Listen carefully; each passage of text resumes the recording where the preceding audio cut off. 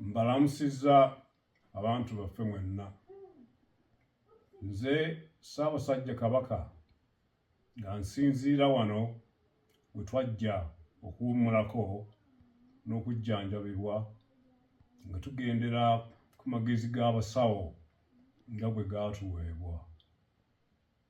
Tubadde tumaze akabanga nga tetubawulizaako, nga tugoberera ebiragiro by'abasawo ebyatuggya ku mirimu egisinga obungi. Embeera y'obulamu bwaffe egenda etereera era tusuubira okudda ku butaka mu biseera ebitali bya wala nnyo.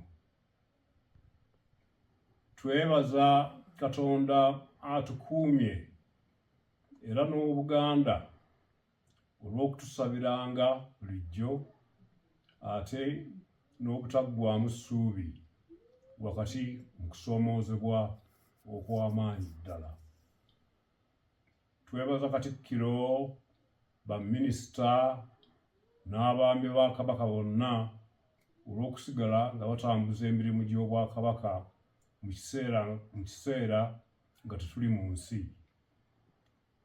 Ebigenda mu maaso byonna tubigoberera era twebaza Obuganda olw'obujjumbize mu mirimu gy'Obwakabaka. Twebaza abantu baffe abagoberedde empisa, obuwangwa, ennono n'obulombolombo mu kiseera kino ekizibu ddala. Nga bwe tutera okwogera bulijjo, amaanyi gaffe gali mu kwegatta.